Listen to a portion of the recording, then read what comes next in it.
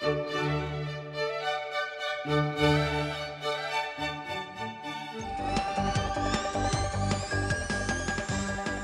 to that effect, meaning that sometimes the whole picture only emerges much later in life, and we realize that even suffering can lead to something positive.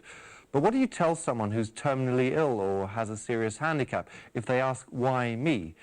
Well, that's a question that the theologian and politician Erika Schuchardt addresses in a book with that title. She'll be my guest in a moment, but first, here's a look at how she doesn't simply theorize about helping people, she actually does it. Erika Schuchardt is a recipient of the Golden Cross, the highest award of Germany's Protestant Church. She received it in recognition of her years of tireless work fighting for human rights, working with the handicapped, and helping people in crisis. It's important for me to help people who are unable to fight for their own rights until they can do it themselves. That's the most wonderful thing anyone can do. That's happiness. This event in February is a case in point. Erika Schuchardt arranged a trip to Berlin's Pergamon Museum for a group of 450 handicapped young people. Schuchardt, a member of parliament, arranges trips like this twice a year. She believes the museum's treasures should be accessible to handicapped and non-handicapped citizens alike. And what he's wearing there, that is a round cap. And here you can see an armband.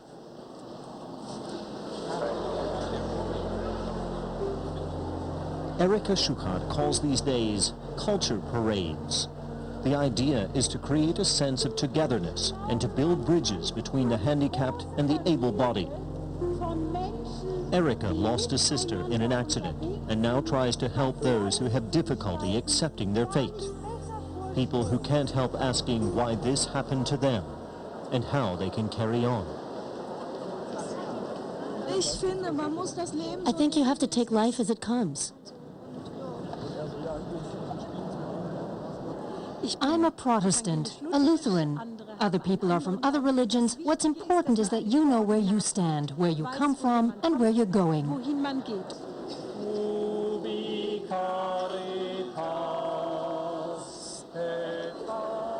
Also on the itinerary in Berlin is a visit to the glass dome of Germany's parliament building, the Bundestag.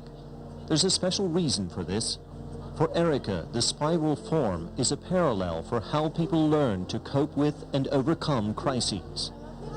She has studied over 2,000 life stories of people who have been confronted with death or incurable disease or sudden catastrophe. Some find solace in religion, others in the sympathy provided by self-help groups. All search for explanations. Learning to live with suffering is a challenge many are unable to meet. Many are also unable to empathize with the fate of others, to stand by those in need and help them. For Erika Schuchardt, it's a painful process, but one she doesn't shy away from. And Erika Schuchardt has joined me on Germany Today. Welcome.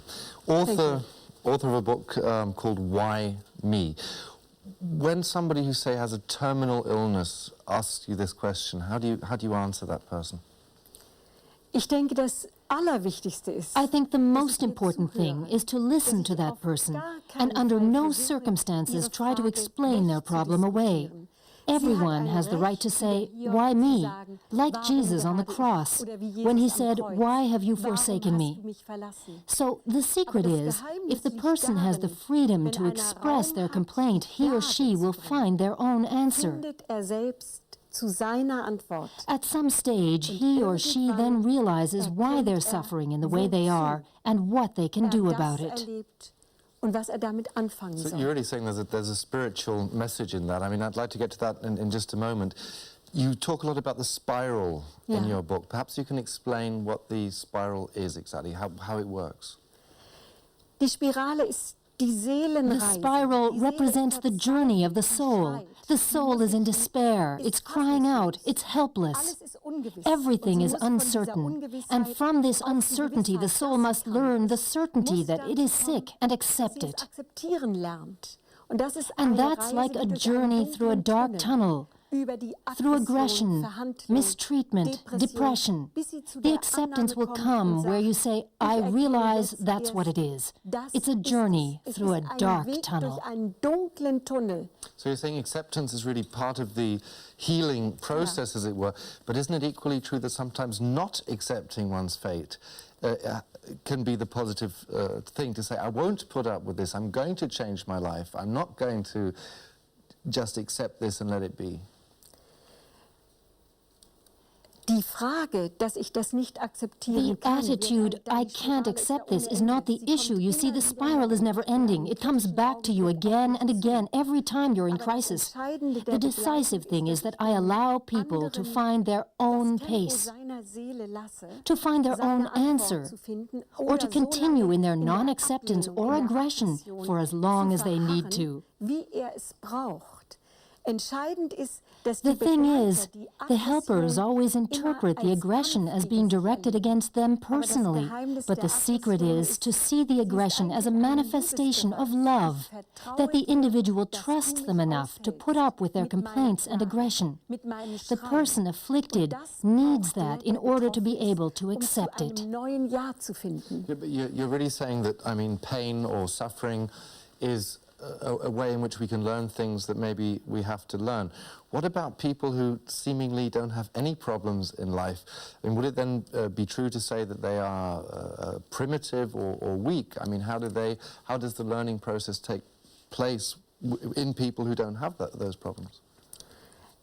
I think every person reaches a point in their life when they feel torn up inside. It may well be that for their whole lives they don't want or need or are unable to recognize that we all know the problem of repression. I've never met anyone who didn't have this problem of suffering, but I know no end of people who have repressed it. Does one have to have God, in your opinion, to get there, to have this process happen? I think it's important that people have someone to talk to. For Christians, it's God.